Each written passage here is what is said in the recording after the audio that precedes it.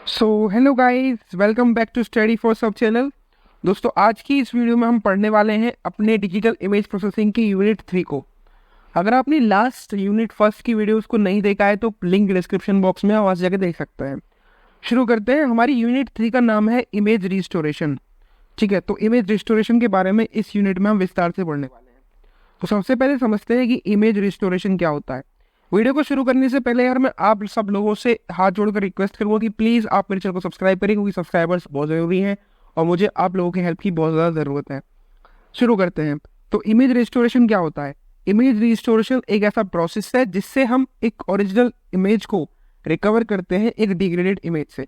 यानी कि हमारे पास एक डिग्रेडेड इमेज होती है जिसकी क्वालिटी बहुत ख़राब है। उस इमेज से हम कैसे एक ओरिजिनल इमेज रिकवर करेंगे, इसी प्रोसेस को हम क्या बोलते हैं? इमेज रिस्टोरेशन बोलते हैं। रिस्टोरेशन का जो गोल है, इमेज रिस्टोरेशन का जो अल्टीमेट गोल है वो क्या होता है कि क्वालिटी को इम्प्रूव करना किसी भी इमेज की। तो क्या गोल है? The ultimate goal of restoration is to improve an image.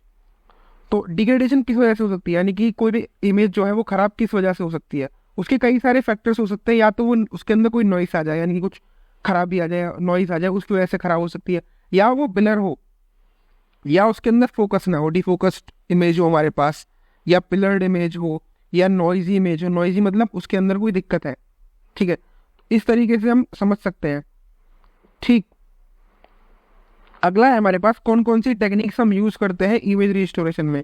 तो इमेज रिस्टोरेशन के अंदर हम 3 या 4 टेक्निक्स का यूज करते हैं। उनमें से कुछ टेक्निक्स मैं आपको बताऊंगा। सबसे पहली है नॉइज रिडक्शन, यानी कि हम रैंडम नॉइज को रिमूव कर दें। पहले टेक्निक तो इस तरीके से हम इमेज को रिस्टोर कर सकते हैं। दूसरी टेक्निक है डीब्लरिंग, यानी कि हम करेक्ट करेंगे ऐसी इमेज को जो कि जिसका फोकस ब्लर हो। ठीक है, तो डीब्लरिंग का मतलब है correcting out of focus blur. ठीक है, आउट ऑफ फोकस ब्लर को करेक्ट कर देना ही डीब्लरिंग होता है। अगला है इनवर्स फिल्टरिंग। इनवर्स फिल्टरिंग क्या होता है कि इसके अंदर हम इनवर्स अप्लाई करते हैं डिग्रेडेशन फंक्शन का। इसी को हम बोलते हैं इनवर्स फिल्टरिंग। इनवर्स फिल्टरिंग को हम आगे पढ़ेंगे। तो इनवर्स फिल्टरिंग क्या है? ये है इनवर्स फंक्शन अप्लाई करना ऑफ द डिग्रेडेशन फंक्शन। ठीक, तो ये हमारे पास इमेज रिस्टोरेशन समझ में आ गया। अगला है कि स्टेजेस क्या है इमेज रिस्टोरेशन की। तो ये इंपॉर्टेंट है, इसको जरूर करके जाना। तो स्टेजेस कौन कौन सी है इमेज रिस्टोरेशन प्रोसेस की? तो हमारे पास इमेज रिस्टोरेशन प्रोसेस में 7 स्टेजेस होती हैं। पहली है इनपुट डिग्रेडेड इमेज, यानी कि सबसे पहले हम डिग्रेडेड इमेज को इनपुट देंगे, इनपुट करेंगे। फिर उसके बाद डिग्रेडेशन मॉडल का एनालिसिस करेंगे। उसके बाद नॉइस एस्टिमेशन करेंगे या कैरेक्टराइजेशन करेंगे। फिर रिस्टोरेशन एल्गो सेलेक्शन करेंगे, इम्प्लीमेंटेशन करेंगे, पोस्ट प्रोसेसिंग करेंगे, और उसके बाद आउटपुट को रिस्टोर कर देंगे। तो ये हमारे पास बेसिकली स्टेजेस हैं रिस्टोरेशन प्रोसेस की, कि आप इनको एक एक करके समझने वाले हैं। तो सबसे पहला प्रोसेस है इनपुट डिग्रेडेड इमेज का, यानी कि इसके अंदर क्या होता है कि प्रोसेस तभी चालू होगा जहां हम एक इमेज जी एक्स वाई को, जो कि डिग्रेडेड है, उसको सिस्टम के अंदर डालेंगे। ठीक है, या उसको इनपुट देंगे। तो सबसे पहला स्टेज क्या है कि इनपुट करेंगे हम डिग्रेडेड इमेज को। ये प्रोसेस तब बिगन होता है जब एक image G x Y that has been degraded has been given as an input. उसके बाद हम करेंगे डिग्रेडेशन मॉडल का एनालिसिस। ये स्टेप के अंदर हम क्या करते हैं? हम अंडरस्टैंड करते हैं और मॉडल करते हैं डिग्रेडेशन को। ठीक है, तो डिग्रेडेशन मॉडल एनालिसिस में क्या करते हैं हम? ये एक ऐसा स्टेप है जिसके अंदर हम इमेज के अंदर किस वजह से डिग्रेडेशन हुआ है उसको अंडरस्टैंड करेंगे और मॉडल करेंगे उसके टाइप को। ठीक है, तो कॉमन मॉडल्स इसके अंदर कौन कौन से होते हैं? कॉमन मॉडल्स होते हैं additive noise, motion blur, etcetera. ठीक, तो कॉमन मॉडल फॉर डिग्रेडेशन क्या है उसका? ये हमारे पास एक इक्वेशन है जो आपको लिख के आनी है कि कॉमन मॉडल ऑफ डिग्रेडेशन की इक्वेशन क्या है। उसकी इक्वेशन है g x y equal to f x y into या star h x y plus noise x y. ये जो ऐसी लाइन है ना, ये नॉइस को डिपेक्ट करता है। तो जहाँ पे एफ एक्स वाई क्या दिखा रहा है? ये दिखा रहा है ओरिजिनल इमेज को। और हमारे पास एच एक्स वाई दिखा रहा है, ये दिखा रहा है डिग्रेडेशन फंक्शन को। ये एन एक्स वाई ये दिखा रहा है noise added to the image को। और ये स्टार डिनोट करता है कॉन्वोल्यूशन ऑपरेशन को। ठीक है, तो इन पहला स्टेप होगा कि हमने एक डिग्रेडेड इमेज को इनपुट की तरह डाला। उसके बाद डिग्रेडेशन मॉडल एनालिसिस में क्या किया हमने? ये देखा कि हमारी इमेज के अंदर डिग्रेडेशन किस वजह से है, डिग्रेडेशन की टाइप कौन सी है, उसको एनालाइज करके अंडरस्टैंड करके हमने एक उसका मॉडल बना दिया। ठीक है, उसके बाद हम करेंगे नॉइस की एस्टिमेशन या कैरेक्टराइजेशन। तो इस स्टेप में हम क्या करते हैं, इसके अंदर जो नॉइस की कैरेक्टरिस्टिक्स है उनको हम समझते हैं, जैसे कि या तो नॉइस गॉसियन नॉइस हो सकती है, या पॉइसन नॉइस हो सकती है, साल्ट पेपर नॉइस हो सकती है। इन सबको हम एस्टिमेट करते हैं ताकि हम एक प्रॉपर रिस्टोरेशन टेक्निक लगा सकें। क्योंकि गॉसियन अगर हमारे पास नॉइस है तो उसके लिए अलग हम रिस्टोरेशन टेक्निक लगानी पड़ेगी, पॉइजन है तो उसके लिए अलग लगानी पड़ेगी, सॉल्ट एंड पेपर है तो उसके लिए अलग लगानी पड़ेगी। तो नॉइस एस्टिमेशन और कैरेक्टराइजेशन जो स्टेज है, इसके अंदर हम ये कैरेक्टराइज करते हैं कि नॉइस किस टाइप की है। ठीक, तो कॉमन टाइप्स ऑफ नॉइस कौन कौन सी है? Gaussian noise. तो गॉसियन नॉइस को हम किस तरीके से डिनोट करते हैं? इस तरीके से, small N capital N 0 variance का स्क्वायर। ठीक है, वेरिएंस का स्क्वायर, जहाँ पे वेरिएंस क्या है, ये स्टैंडर्ड डेविएशन होती है। सॉल्ट एंड पेपर की बात करें तो इसमें क्या होता है कि व्हाइट और ब्लैक पिक्सल्स रेंडमली ऑकर हो जाती हैं, और उसी नॉइस को हम बोलते हैं सॉल्ट एंड पेपर नॉइस। ठीक है, यानी किसी इमेज के अंदर ब्लैक पिक्सल्स और व्हाइट पिक्सल्स ऐसा ही रेंडमली ऑकर हो रही हो ना, तो उसको हम सॉल्ट एंड पेपर नॉइस बोलते हैं। गॉसियन नॉइस के लिए हम नॉइस एस्टिमेशन में क्या करते हैं, हम कैलकुलेट करते हैं मीन और वेरिएंस को नॉइस के। ठीक है, जो कि हम एस्टिमेट कर सकते हैं इमेज में से। तो ये हमको नोट याद रखना है कि गॉसियन इमेज नॉइस में हम क्या करते हैं, जो नॉइस एस्टिमेशन होता है गॉसियन इमेज नॉइस के अंदर, उसमें हम कैलकुलेट करते हैं मीन को और वेरिएंस को नॉइस के, जो कि हम एस्टिमेट करते हैं इमेज से। ओके, अगला है रिस्टोरेशन एल्गोरिथम सिलेक्शन। तो लास्ट 3 स्टेप्स में हमने क्या किया था? पहले स्टेप में था हमारा इनपुट डिग्रेडेड इमेज, उसके बाद हमने डिग्रेडेशन मॉडल एनालिसिस किया था, फिर हमने नॉइस एस्टिमेशन किया था और कैरेक्टराइजेशन किया था। अब चौथा क्या हुआ कि हमने नॉइस को कैरेक्टराइज कर लिया है, उसका एस्टिमेशन कर लिया है, अब हम एक रिस्टोरेशन एल्गोरिथम सेलेक्ट करेंगे। तो डिग्रेडेशन मॉडल के हिसाब से जो हमने पिछले स्टेप में बनाया था, उसके हिसाब से हम नॉइस कैरेक्टरिस्टिक्स को निकालते हैं। ठीक है, तो based on degradation model and noise characteristics we find an appropriate restoration algo. ठीक है, तो डिग्रेडेशन मॉडल और नॉइस कैरेक्टरिस्टिक्स की बेसिस पे हम एक रिस्टोरेशन एल्गो लगाते हैं। ठीक है, तो कॉमन रिस्टोरेशन एल्गो कौन कौन से हैं? इनवर्स फिल्टरिंग, वीनर्स फिल्टरिंग, ये सारे हैं हमारे पास कॉमन रिस्टोरेशन एल्गोस। तो इनवर्स फिल्टरिंग में क्या होता है? इनवर्स फिल्टरिंग का एम होता है कि डायरेक्टली इन्वर्ट कर देती है डिग्रेडेशन फंक्शन को। तो इन्वर्ट फिल्टरिंग क्या है? It aims to directly invert the degradation function. इसकी इक्वेशन क्या है? F U comma V equals to G U comma V upon H U comma V. यहाँ पे ये हमारे पास एच यू कोमा वी क्या है? ये डिग्रेडेशन फंक्शन होता है। जी यू कोमा वी क्या है? हमारे पास फोरियर ट्रांसफॉर्म होता है डिग्रेडेशन का। फोरियर ट्रांसफॉर्मेशन मैं आपके लिए अलग से इसके लिए लेक्चर बनाने वाला हूँ, तो उसको आप जरूर देखिएगा। और एफ यू कोमा वी क्या है? ये फोरियर ट्रांसफॉर्मेशन है रिस्टोरेड इमेज का, और ये फोरियर ट्रांसफॉर्मेशन है डिग्रेडेशन इमेज का। ठीक है, अगला है हमारे पास वीनर फिल्टरिंग। दोस्तों, वीनर फिल्टरिंग पढ़ाने से पहले आप लोगों से रिक्वेस्ट करूंगा कि प्लीज़ अगर आपने अभी तक चैनल को सब्सक्राइब नहीं किया है तो प्लीज़ सब्सक्राइब करिए, क्योंकि हमको ये मोटिवेट करता है कि हम आपके लिए और लेक्चर्स लेकर के आए। ठीक है, तो वीनर फंक्शनिंग में फिल्टरिंग में क्या होता है? इसके अंदर डिग्रेडेशन फंक्शन और नॉइज दोनों को कंसिडर किया जाता है। ठीक है, लेकिन उसके अंदर कंसिडरेशन नहीं किया जाता था। तो इसकी इक्वेशन क्या है? F U comma V equals to 1 by H U comma we,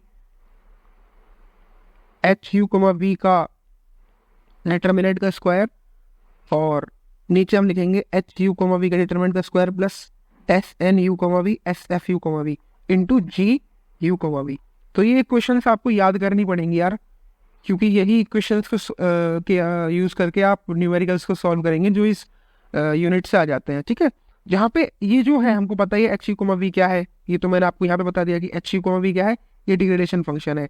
ji U comma V क्या है? ये हमारे पास फोरियर ट्रांसफॉर्मेशन है डिग्रेडेशन का। एफ यू कोमा वी क्या है? हमारे पास फोरियर ट्रांसफॉर्मेशन है रिस्टोर्ड इमेज का। यहाँ पे एस एन और ये चीज़ दोनों नहीं है, ये क्या है? तो S N U comma V क्या है? ये पावर स्पेक्ट्रल डेंसिटी है। ठीक है, और S F U comma V है, ये पावर स्पेक्ट्रल डेंसिटी है ओरिजिनल इमेज की। और S small N U comma V क्या है? ये है power spectral density of noise. ठीक है, नॉइस, ये पावर स्पेक्ट्रल डेंसिटी है नॉइस की। और वही S F U comma V क्या है? ये पावर स्पेक्ट्रल डेंसिटी होती है ओरिजिनल इमेज की। अब हमने भाई अपना रिस्टोरेशन एल्गोरिथम क्या कर लिया? लगा लिया, सिलेक्ट कर लिया हमने रिस्टोरेशन एल्गोरिथम को चौथे स्टेज के अंदर। फिफ्थ स्टेज में क्या करेंगे? हम रिस्टोरेशन एल्गोरिथम को इम्प्लीमेंट करेंगे। यानी कि जो हमने एल्गोरिथम सेलेक्ट किया, या तो वेनर्स एल्गोरिथम सेलेक्ट किया होगा या फिर हमने इनवर्स फिल्टरिंग सेलेक्ट किया होगा, तो उस एल्गोरिथम को हम डिग्रेडेड इमेज के ऊपर अप्लाई करते हैं। उसके बाद 6th फेज आता है हमारा पोस्ट प्रोसेसिंग का, यानी कि रिस्टोरेशन एल्गोरिथम को अप्लाई करने के बाद पोस्ट प्रोसेसिंग की ज़रूरत होती है ताकि हम विजुअल क्वालिटी को फर्दर एनहेंस कर पाए इमेज की। तो ये स्टेप्स इंक्लूडेड होते हैं, जिसके अंदर क्या होता है, कंट्रास्ट एडजस्टमेंट करते हैं, पोस्ट प्रोसेसिंग में हम शार्पनिंग वगैरह करते हैं। इस तरीके से हम जो रिस्टोरेशन एल्गोरिथम हम उसको अप्लाई करने के बाद पोस्ट प्रोसेसिंग में हम क्या करते हैं, विजुअल क्वालिटीज को फर्दर एनहेंस कर देते हैं। फिर लास्ट स्टेज आती है आउटपुट रिस्टोर्ड इमेज की, यानी कि फाइनल आउटपुट जो है वो रिस्टोर्ड इमेज की तरह हमको मिल जाता है, जिसके अंदर नॉइज जो है वो रिड्यूस हो चुका है और उसकी क्वालिटी इंप्रूव हो चुकी है। तो ये स्टेजेस थी जो मैंने आपको पढ़ा दी है। ठीक है, नोट्स मैं आपको टेलीग्राम चैनल पे प्रोवाइड कर दूंगा, तो घबराने वाली कोई बात नहीं है, इसलिए वीडियो को पहले एक बार जरूर देखिएगा, तभी नोट्स मिल पाएंगे आपको। ठीक, तो अब हम बात करते हैं इमेज एनहेंसमेंट की और इमेज रिस्टोरेशन की। तो इमेज एनहेंसमेंट क्या होता है, इमेज रिस्टोरेशन क्या होता है। इमेज एनहेंसमेंट में हम क्या करते हैं, हम विजुअल रिप्रेजेंटेशन को बेटर बना देते हैं। ठीक है, इमेज एनहेंसमेंट क्या करता है, ये बेटर विजुअल रिप्रेजेंटेशन देता है। इमेज रिस्टोरेशन क्या करता है, ये रिमूव कर देता है सेंसिंग इफेक्ट्स को। ठीक है,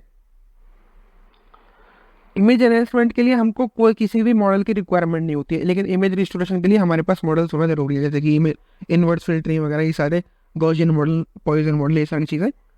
इमेज एनहेंसमेंट एक सब्जेक्टिव प्रोसेस है और इमेज रिस्टोरेशन एक ऑब्जेक्टिव प्रोसेस है। इमेज एनहेंसमेंट जो टेक्निक यूज होती है वो है कॉन्ट्रास्ट को स्ट्रेच कर दो या हिस्टोग्राम इक्वलाइजेशन कर दो, ये सारी। लेकिन इमेज रिस्टोरेशन में टेक्निक कौन कौन सी होती है, इनवर्स फिल्टरिंग, डिनोइजिंग एक्सेट्रा। तो ये आपको याद करके जाना है इनके बीच का डिफरेंस। ठीक, अब हम पढ़ते हैं कि नॉइज क्या है और नॉइज मॉडल्स क्या होते हैं। ठीक है, तो नॉइज क्या है, नॉइज डिस्टर्बेंस होती है किसी भी इमेज के अंदर। ठीक है, तो नॉइज क्या है, नॉइज एक डिस्टर्बेंस है in an image during acquisition and transmission, यानी कि इमेज की एक्विजिशन के दौरान या इमेज के ट्रांसफॉर्मेशन के दौरान अगर उसकी इमेज के अंदर कोई डिस्टर्बेंस आ जाए तो उसी को नॉइज बोलते हैं। या हम कह सकते हैं कि रैंडम वेरिएशन ऑफ ब्राइटनेस और कलर इन्फॉर्मेशन इन इमेजेस, यानी कि इमेज के अंदर कोई रैंडम वेरिएशन आ जाए ब्राइटनेस में या कलर की इन्फॉर्मेशन में, तो उसको हम क्या बोलेंगे, नॉइज बोलेंगे। यानी कि डिस्टर्बेंस क्रिएट हो जाना किसी भी इमेज के अंदर during the acquisition and transformation phase, उसको हम बोलते हैं नॉइज। तो हमारे पास कौन कौन से टाइप्स ऑफ नॉइज मॉडल है, हम उनके क्या करना पढ़ने वाले हैं। सबसे पहली है गॉसियन नॉइज। गॉसियन नॉइज क्या है, it provides a good model of noise because of its simplicity. तो ये गुड मॉडल होता है नॉइज का, अच्छा मॉडल होता है नॉइज का, जो कि ये सिंपल होता है।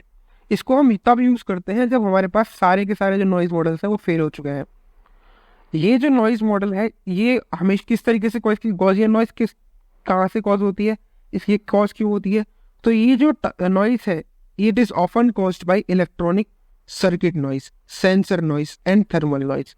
तो कब हम कह सकते हैं कि हमारे पास गॉसियन नॉइज आ चुकी है, या तो इलेक्ट्रॉनिक सर्किट की नॉइज की वजह से कोई दिक्कत आए, सेंसर की नॉइज की वजह से कोई दिक्कत है, थर्मल की नॉइज की वजह से कोई दिक्कत आई, तो उस टाइप पे हम उसको बोलेंगे कि गॉसियन नॉइज है। इसका प्रोबेबिलिटी डिस्ट्रीब्यूशन फंक्शन या प्रोबेबिलिटी डेंसिटी फंक्शन क्या होता है उसको हम समझते हैं। ठीक है, तो पी जेड जो है ये है हमारे पास प्रोबेबिलिटी डेंसिटी फंक्शन।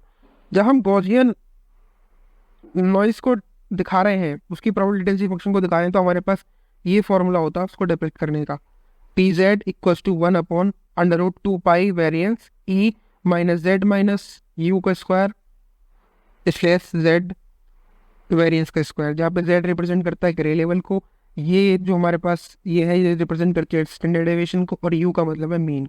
तो गॉसियन नॉइज में हम मीन और वेरियंस का इस्तेमाल कर रहे हैं। ठीक है, तो ये इसका प्रोबेबिलिटी डेंसिटी फंक्शन है, ये आपको याद करके जाना है, ये सारे के सारे आपको याद करने पड़ेंगे। P Z equal to 1/√2 variance E minus Z minus U square divide by Z variance का स्क्वायर। अगला है हमारे पास रेले नॉइज। रेले जो डिस्ट्रीब्यूशन होता है ये सिमेट्रिक नहीं होता, इतना आपको याद रखना है। और इसका प्रोबेबिलिटी डिस्ट्रीब्यूशन या probability density function, probability density function क्या है, p z equals to z upon b bracket z minus a into e minus Z minus a का स्क्वायर, जेड माइनस ए का स्क्वायर डिवाइडेड बाई बी।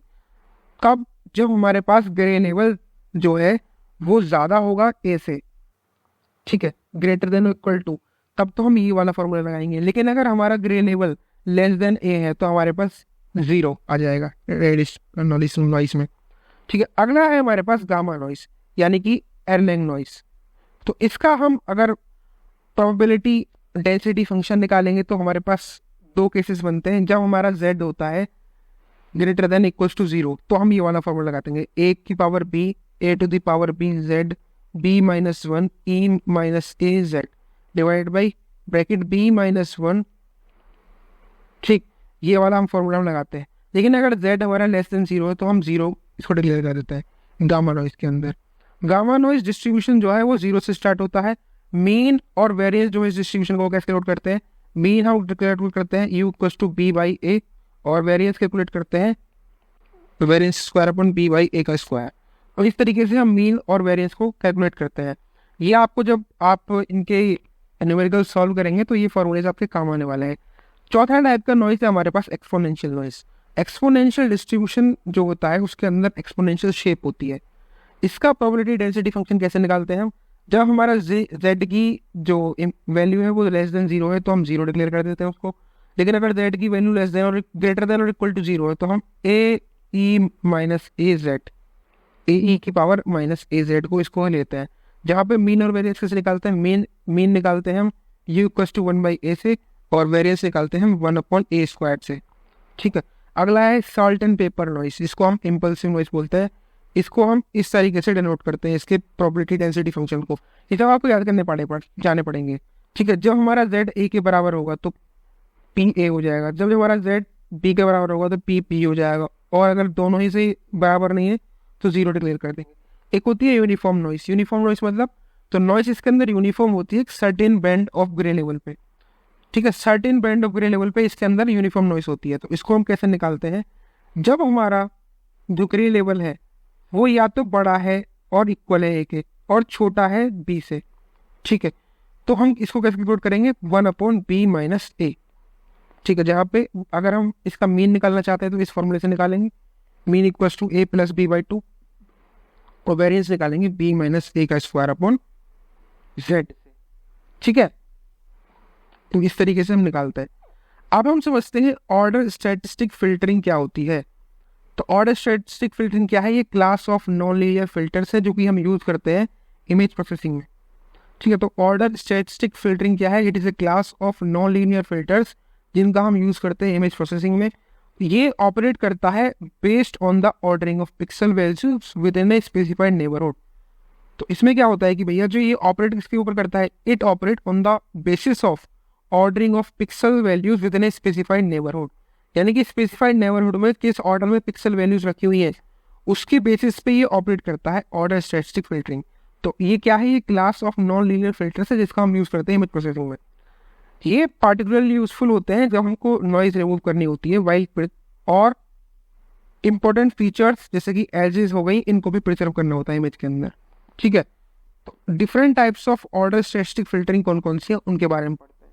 दोस्तों, अगर आपने मेरे channel को subscribe नहीं किया है तो प्लीज़ सब्सक्राइब कर लीजिए, क्योंकि सब्सक्राइबर्स बहुत ज़रूरी है और मुझे आप लोगों के हेल्प की बहुत ज़्यादा ज़रूरत है, इसलिए प्लीज़ सब्सक्राइब यार। ठीक है, अगला तो different types of order statistic filtering किया गया है। पहली है मीडियन फिल्टरिंग। तो इसमें क्या करते हैं हम, इसके अंदर हम रिप्लेस करते हैं वैल्यूज ऑफ पिक्सल्स को by the median of the pixels values से। ठीक है, एक नेबरहुड में ठीक काफ़ी सारी पिक्सल्स रखी हुई हैं, तो इसमें हम किसी पर्टिकुलर पिक्सल की वैल्यू को हम कैसे रिप्लेस कर सकते हैं, by the median of the pixels values in the neighbourhood. उसके नेबरहुड में जो पिक्सल्स है उनका जो हम अगर वो निकाल लें, मीडियन निकाल लें, तो उससे हम रिप्लेस कर सकते हैं वैल्यू ऑफ पिक्सल को। फॉर एग्जाम्पल मीडियन फिल्टरिंग में क्या करते हैं हम, हमारे पास ये इसका फॉर्मूला होता है R median equals to Z K, जहाँ पे K equals to 1 to n to the power n into N का, जहाँ पे n इंटू एन क्या है, ये साइज है मास्क का। ठीक है, मैक्स और मिड फिल्टरिंग होती है इसके अंदर। Different types of order statistic filtering में सबसे पहले है मीडियन फिल्टरिंग, यानी कि मीडियन की हेल्प से हम फिल्टर कर दें, या फिर मैक्स और मिनिमम फिल्टरिंग कर लें, यानी कि हमारे पास एक मास्क दिया हुआ है, साइज एक हमारे पास एक पूरा चार्ट या मार्क्स दिया हुआ है, तो उसके अंदर या तो मैक्स निकाल लें, हम उसके बेसिस पे फिल्टरिंग कर सकते हैं, या फिर हम उसका मिनिमम निकाल दें, उसके बेसिस पे फिल्टरिंग कर सकते हैं। एक होती है mid point filtering. Mid point filtering क्या करती है, ये रिप्लेस करती है पिक्सल की वैल्यू से को by the mid point between the maximum and minimum pixels in neighbourhood. तो एक पिक्सल के जो नेबरहुड में जो मिनिमम और मैक्सिमम पिक्सल्स हैं, ठीक है, उनके बीच का मिड पॉइंट निकाल के हम उससे इसकी वैल्यू को रिप्लेस कर सकते हैं। ठीक है, चौथा अब हम बात करते हैं एडेप्टिव फिल्टरिंग क्या होती है। ठीक है, तो एडेप्टिव फिल्टरिंग इमेज प्रोसेसिंग के अंदर एडजस्ट करती है ट्रांसफर फंक्शन को based on the optimization algorithm driven by an error signal. ठीक है, तो एडेप्टिव फिल्टर क्या है, ये एक इमेज प्रोसेसिंग है। ठीक है, तो एडेप्टिव फिल्टरिंग में क्या होता है कि इमेज प्रोसेसिंग जो होती है वो एडजस्ट करती है अपने ट्रांसफर फंक्शन को ऑप्टिमाइजेशन एल्गोरिथम के बेसिस पे। जो कि ड्राइवन है किसी एरर सिग्नल के द्वारा। ठीक है, एडेप्टिव फिल्टरिंग का पर्पस क्या है? पर्पस क्या है कि ये एनहेंस करती है या रिस्टोर करती है डेटा को by removing noise without significantly blurring image structure. यानी कि इसके अंदर हम क्या करते हैं, किसी भी इमेज को एनहेंस भी कर सकते हैं और रिस्टोरेशन भी कर सकते हैं उसका। कैसे? नॉइस तो रिमूव कर देंगे लेकिन ब्लरिंग नहीं होगी उसकी स्ट्रक्चर के अंदर। ठीक है, प्रोसेसिंग कैसे होती है? इसके अंदर दो मेथड्स की यूज करके प्रोसेसिंग होती है, या तो फिल्ट्रेशन कर लो या एडेप्शन कर दो। फिल्ट्रेशन क्या है? हम प्रोड्यूस करते हैं आउटपुट को in response to the input में। ठीक है, रेस्पॉन्स मतलब इनपुट कुछ भी जाएगा ना, उसके रेस्पॉन्स में हम एक आउटपुट प्रोड्यूस कर देंगे। एडेप्शन क्या करते हैं? हम एडजस्ट करते हैं फिल्टर पैरामीटर को बेस्ड ऑन एरर सिग्नल और एडेप्ट करते हैं उसको चेंजिंग एनवायरनमेंट के हिसाब से। यानी कि फिल्टर पैरामीटर को हम एरर सिग्नल की बेसिस पे तो एडजस्ट करेंगे, और अगर कोई चेंज आ रहा है एनवायरनमेंट के अंदर तो उसके हिसाब से हम एडेप्ट कर लेते हैं। For example, adaptive Wiener filters adapt करते हैं अपनी फ्रीक्वेंसी कैरेक्टरिस्टिक्स को based on the noise level in the image, और एजेस को भी प्रिजर्व करते हैं और हाई फ्रीक्वेंसी डिटेल्स को भी प्रिजर्व कर लेता है ये। ठीक है, तो एडेप्टिव फिल्टरिंग में क्या है, यानी कि हम जो हमारे पास इमेज है उसकी क्वालिटी तो इम्प्रूव करेंगे, उसको एनहेंस तो करेंगे, उसके अंदर से नॉइस तो निकालेंगे, लेकिन ब्लरिंग नहीं होने देंगे उसके अंदर, उसकी क्वालिटी को हम क्या नहीं खराब नहीं होने देंगे। ठीक है, इसका एग्जांपल क्या है? एडेप्टिव वेनर फिल्टर्स, जो कि एडेप्ट करते हैं अपनी फ्रीक्वेंसी कैरेक्टरिस्टिक्स को नॉइस लेवल पे, जिससे क्या होता है कि इमेज के अंदर एजेस भी प्रिजर्व हो जाती हैं और हाई फ्रीक्वेंसी की डिटेल्स भी प्रिजर्व हो जाती हैं। ठीक, अब हमारे पास एक क्वेश्चन है कि हमारे पास एक 3x3 इमेज दी हुई है, उसके अंदर हमको arithmetic mean filter find out करना है, geometric mean filter find out करना है, harmonic mean filter find out करना है, मैक्स फिल्टर फाइंड आउट करना है और मिन फिल्टर फाइंड आउट करना है। तो ये हमारे पास एक 3x3 की इमेज है m×n, यानी कि रो इन 3x3 रो कॉलम की हमारे पास एक इमेज है। तो इसके अंदर हम अरिथमेटिक मीन फिल्टर कैसे निकालते हैं? तो अरिथमेटिक मीन फिल्टर में क्या करते हैं, हम इस फॉर्मूले का यूज करते हैं, F vector S comma Y equals to 1/m×n। ठीक है, S comma T belongs to S X Y G S T. तो इसमें क्या करते हैं हम, सबसे पहले 1/m×n में क्या है हमारे पास, m यूनिट क्या है 3x3, और बाकी की वैल्यूज को हम क्या करेंगे, प्लस जोड़ देंगे, तो हमारे पास आंसर आ जाएगा 3.44, और इसको हम राउंड ऑफ करके लिख सकते हैं 3। ठीक, तो इस तरीके से तो हम अरिथमेटिक मीन फिल्टर को कैलकुलेट करते हैं। कैसे कैलकुलेट करते हैं? हमारे पास अगर अरिथमेटिक मीन फिल्टर निकालना है तो हम सबसे पहले 1/m×n करेंगे, यानी कि रो इंटू कॉलम करेंगे, और बाकी जो वैल्यूज दी हुई हम हमारे पास उन सबको हम प्लस कर देंगे। ठीक है, तो हमारे पास वैल्यूज कितनी है, 517,623, इन सबको प्लस करके हमारे पास जो आंसर आएगा उसको हम 1/9 से क्या कर देंगे, मल्टीप्लाई कर देंगे, डिवाइड कर देंगे। ठीक है, अगर हमको GMF निकालते हैं यानी कि ज्योमेट्रिक मीन फिल्टर निकालना है, तो क्या करते हैं, ज्योमेट्रिक मीन फिल्टर निकालने के लिए हमको ये वाले फॉर्मूले की जरूरत पड़ती है। अगर इसको तोड़ेंगे तो क्या होगा कि हम ये जो हमारे पास सारी की सारी वैल्यूज है इनको मल्टीप्लाई करेंगे और उसकी क्या लिख देंगे हम, सॉरी एक मिनट को, हाँ, इसके अंदर क्या करेंगे हम, सबसे पहले तो मल्टीप्लाई करेंगे सारी की सारी वैल्यूज को और उसकी पावर में लिख देंगे 1/m×n। तो इसको जब हम वैल्यू निकालेंगे तो हमारे पास क्या आता है 2.78, जिसको हम राउंड ऑफ करके 3 लिख सकते हैं। तो ज्योमेट्रिक मीन फिल्टर निकालना आ गया। अब हम निकालते हैं हार्मोनिक मीन फिल्टर को। हार्मोनिक में क्या करते हैं हम करते हैं m×n अपॉन बाकी की जो वैल्यूज है उनको 1 करके प्लस कर देते हैं सारों को। ठीक है, तो m×n किया और बाकी जो वैल्यूज है उनको 1/5 प्लस 1/1 प्लस 1/7, इन सारी वैल्यूज को 1 में लिख के प्लस कर देते हैं, उसका एलसीएम निकाल के तो हमारे पास वैल्यू हो जाएगी 2.19 और इसकी वैल्यू है 2। मैक्स फिल्टर में हम क्या करते हैं, मैक्सिमम वैल्यूज क्या है हमारे इस इमेज के अंदर उसको फाइंड आउट कर लेंगे। मैक्सिमम वैल्यू क्या है 7, मिनिमम में क्या करेंगे, मिनिमम वैल्यू को फाइंड आउट करेंगे 1। तो इस तरीके से हम मैक्सिमम और मिन फिल्टरिंग भी करते हैं। इतना आपको समझ में आ गया होगा। अब हम अगला क्वेश्चन पढ़ने से पहले प्लीज़ मैं रिक्वेस्ट करूँगा कि अगर आपने अभी तक चैनल को सब्सक्राइब नहीं किया है तो प्लीज़ यार सब्सक्राइब कर लीजिए, क्योंकि सब्सक्राइबर्स बहुत ज़रूरी है और मुझे आप लोगों की हेल्प की बहुत ज़्यादा ज़रूरत है। ठीक है, अब हम समझते हैं पीरियोडिक नॉइज क्या होती है यूजिंग बैंड रिक्वेस्ट फिल्टर। ठीक है, तो पीरियोडिक नॉइज रिडक्शन कैसे करते हैं हम बैंड रिजेक्ट फिल्टर की हेल्प से। तो periodic noise reduction using A band reject filter involve suppressing the specific frequencies in an image. तो इसके अंदर हम क्या करते हैं पीरियोडिक नॉइज रिडक्शन में, किसी भी पीरियोडिक नॉइज रिडक्शन हम कैसे करते हैं बैंड रिजेक्ट फिल्टर की मदद से, इसको हम पढ़ने वाले हैं। तो इसके अंदर हम क्या करते हैं, किसी भी इमेज के अंदर स्पेसिफिक फ्रीक्वेंसीज को सप्रेस कर देते हैं और नॉइज को मिटिगेट करते हैं। ठीक है, तो band reject filter involves suppressing specific frequencies, कुछ स्पेसिफिक फ्रिक्वेंसीज को हम सप्रेस करेंगे इमेज के अंदर ताकि हम नॉइस को मिटिगेट कर पाएँ। तो कैसे ये काम करता है, ये करके समझते हैं। सबसे पहले समझते हैं पीरियोडिक नॉइस क्या होती है। तो पीरियोडिक नॉइस क्या है, ये एक ऐसी टाइप की नॉइस है जो अपीयर करती है रेगुलर पैटर्न्स के हिसाब से या ऑसिलेशन के हिसाब से किसी इमेज के अंदर। तो पीरियोडिक नॉइस क्या है, this type of noise appears as regular patterns. Regular patterns में जो कोई इमेज के अंदर हमारे पास नॉइस आ रही है उसको हम बोलते हैं पीरियोडिक नॉइस। अगला है फ्रीक्वेंसी डोमेन फिल्टरिंग। तो फ्रीक्वेंसी डोमेन फिल्टरिंग में क्या करते हैं, we analyze the image in the frequency domain using the Fourier transform, यानी कि फोरियर ट्रांसफॉर्म की हेल्प करके हम इमेज की फ्रीक्वेंसी डोमेन को एनालाइज करते हैं और उसके अंदर जो नॉइस की स्पाइक्स हैं, ठीक है, उनको आइडेंटिफाई करते हैं, नॉइस की स्पाइक्स को उनको आइडेंटिफाई करते हैं। बैंड रिजेक्ट फिल्टर को समझते क्या होता है, तो बैंड रिजेक्ट फिल्टर को हम बोलते हैं नॉच फिल्टर, ठीक है।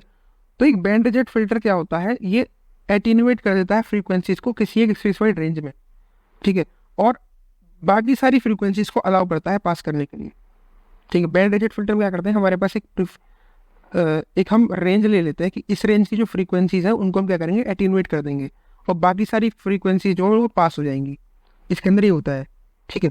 तो इट इज़ डिज़ाइन, ये इसलिए डिज़ाइन होता है ताकि हम एनक्लोज कर पाएँ नॉइस की स्पाइक्स को फोरियर डोमेन के अंदर। इसके अंदर सर्कुलर और रेक्टेंगुलर शेप हो सकती है। तो बैंड रिजेक्ट फिल्टर क्या है, इसको नॉच फिल्टर भी बोलते हैं। बैंड रिजेक्ट फिल्टर में क्या होता है कि हम एटीन्यूएट कर देते हैं फ्रीक्वेंसीज को एक स्पेसिफाइड रेंज के अंदर और बाकी सारी फ्रीक्वेंसी जो है उनको हम अलाउ करते हैं पास करने के लिए, यानी कि एक पर्टिकुलर रेंज की फ्रीक्वेंसीज जो है वो तो एटीन्यूएट हो जाएंगी और बाकी की जो है वो पास हो जाएंगी, ठीक है। इसको इस तरीके से डिजाइन किया जाता है ताकि जो नॉइस स्पाइक्स है वो एनक्लोज की जा सके फोरियर डोमेन के अंदर। इसके एप्लीकेशंस क्या है, क्यों इसके एप्लीकेशन क्या है, ये नॉइस फ्रीक्वेंसीज को सप्रेस कर देता है bye adjusting the filter radius. दूसरा पॉइंट है कि फिल्टर रेडियस को एडजस्ट करके ये अडेप्ट कर सकता है डिफरेंट इमेजेस को और नॉइस पैटर्न्स को। तो ये टेक्निक हेल्प करती है हमको पीरियोडिक नॉइस को इफेक्टिवली रिमूव करने में, इतना समझिए, ठीक है। तो पीरियोडिक नॉइस रिडक्शन कैसे करते हैं हम, बैंड रिजेक्ट फिल्टर के द्वारा, यानी कि इसके अंदर हम एक स्पेसिफिक फ्रिक्वेंसीज को सप्रेस कर देते हैं किसी इमेज के अंदर ताकि हम नॉइस को मिटिगेट कर पाए, ठीक है। तो हमने पढ़ लिया ये। अब हमारे पास है बैंड पास फिल्टर क्या होता है, ये क्वेश्चन। तो बैंड पास फिल्टर क्या है, एक डिवाइस है जो सिलेक्टिवली पास करता है फ्रीक्वेंसीज को एक सर्टेन रेंज के अंदर, जिसको हम पास बैंड बोलते हैं, ठीक है। पास बैंड हमने कोई बना लिया, उसके अंदर की जो फ्रीक्वेंसीज है उन्हीं को हम पास करने के लिए हेल्प करेंगे। उसमें क्या था कि सर्टेन फ्रीक्वेंसी की जो वो है, पिछले जो हमने पढ़ा था बैंड रिजेक्ट में, सर्टेन फ्रीक्वेंसी की जो हमारे पास आ रही है, सर्टेन फ्रीक्वेंसी रेंज की हमारे पास जो नॉइसेस आ रही हैं, तो उनको तो हम एटीन्यूएट करेंगे और बाकी को पास होने देंगे। लेकिन इसमें क्या है कि जो सर्टेन रेंज हमने चूज़ किया है, यानी कि पास बैंड जो हमने चूज़ किया है, उसके अंदर जो फ्रीक्वेंसी आ रही है उसको क्या करेंगे, उसको हम सिलेक्टिवली पास करवाएंगे और बाकी को हम करेंगे रिजेक्ट, ठीक है, जो आउटसाइड है हमारे पास। तो इट इज़ ए डिवाइस, एक डिवाइस है जो सिलेक्टिवली पास करता है फ्रीक्वेंसीज को एक सर्टेन रेंज में, जिसको पास बैंड बोलते हैं, और बाकी सारी जो रेंज के बाहर जो फ्रीक्वेंसीज आ रही हैं उनको रिजेक्ट कर देगा। इसका फंक्शन क्या है, ये अपोजिट काम करता है बैंड स्टॉप फिल्टर के, यानी कि बैंड स्टॉप फिल्टर क्या करता है, वो एक स्पेसिफिक फ्रीक्वेंसी रेंज को ब्लॉक कर देता है, लेकिन इसमें ऐसा नहीं है। इसके एप्लीकेशंस क्या है, ये इलेक्ट्रॉनिक्स में यूज़ होता है, यानी कि ऑडियो प्रोसेसिंग में यूज़ होता है, कम्युनिकेशन सिस्टम्स में यूज़ होता है और ऑप्टिक्स में यूज़ होता है ये, ठीक है। दोस्तों प्लीज़ सब्सक्राइब करो चैनल को। अब हम समझते हैं नॉच फिल्टर्स क्या होते हैं। नॉच फिल्टर्स क्या है, इनको हम बैंड स्टॉप फिल्टर या बैंड रिजेक्ट फिल्टर्स भी बोलते हैं। ये फिल्टर जो है वो रिजेक्ट कर देते हैं या एटीन्यूएट कर देते हैं सिग्नल्स को एक स्पेसिफिक फ्रीक्वेंसी रेंज के अंदर, जिसको हम बैंड बोलते हैं, और इसीलिए इनको हम स्टॉप बैंड फ्रीक्वेंसी रेंज भी बोलते हैं। ये सिग्नल्स को पास कर देते हैं अबव और बिलो द रेंज, यानी कि ऐसा होता है कि अगर हमने एक पर्टिकुलर बैंड बना लिया है, कि फ्रीक्वेंसी रेंज बना लिया है, तो या तो हम इस फ्रीक्वेंसी रेंज में जो चीज़ आ रही है उनको एटीन्यूएट कर देंगे या फिर पास कर देंगे सिग्नल्स को जो इस रेंज से बाहर जा रहे हैं, ठीक है। ये नॉच फिल्टर्स होते हैं। नॉच फिल्टर्स क्या है, इनको हम बैंड स्टॉप फिल्टर्स भी बोलते हैं या बैंड रिजेक्ट फिल्टर्स भी बोलते हैं। ये फिल्टर क्या करेंगे, रिजेक्ट कर देंगे या एटीन्यूएट कर देंगे सिग्नल्स को एक स्पेसिफिक फ्रीक्वेंसी रेंज के अंदर, जिसको हम बैंड बोलते हैं, इसीलिए इनको हम बोलते हैं स्टॉप बैंड फ्रीक्वेंसी, ठीक। जब हम सेलेक्ट करते हैं किसी बैंड स्टॉप फिल्टर को या नॉच फिल्टर को, तो हम फॉलोइंग पैरामीटर्स का यूज़ करते हैं। पहला पैरामीटर क्या है, स्टॉप बैंड फ्रीक्वेंसी का यूज़ करना। दूसरा, रिजेक्शन इन स्टॉप बैंड को यूज़ करना, यानी कि रिजेक्शन इन स्टॉप बैंड क्या है, ये लेवल होता है एटीन्यूएशन का, ठीक है, जो फिल्टर प्रोवाइड करेगा स्टॉप बैंड के अंदर। रिजेक्शन स्टॉप बैंड क्या है, it is the level of attenuation that filter will provide in the stop band. तीसरा है power handling capability of the filter. तीसरा पैरामीटर क्या है, power handling capability of the filter, यानी कि ये मैक्सिमम पावर होता है जो नॉच फिल्टर हैंडल कर सकता है। और अगला है पैकेज टाइप कौन सा है हमारे पास। तो ये हमारे पास पैरामीटर्स होते हैं जो कि सिलेक्ट यूज़ किए जाते हैं जब हम बैंड स्टॉप फिल्टर को सिलेक्ट कर रहे होते हैं। अगला है ऑप्टिमम नॉच फिल्टरिंग क्या होता है, ये इंपॉर्टेंट है।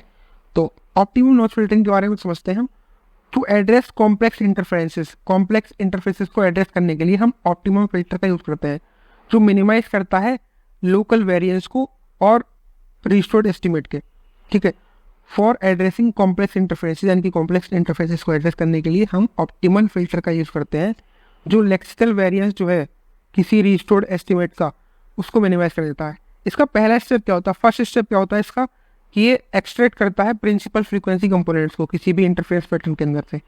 ठीक है, तो ऑप्टिमल नॉच फिल्टरिंग का पहला स्टेप क्या होता है, फर्स्ट स्टेप क्या है इसका, ये प्रिंसिपल फ्रीक्वेंसी कंपोनेंट्स जो है एक इंटरफेरेंस पैटर्न के उसको एक्सट्रैक्ट करेगा।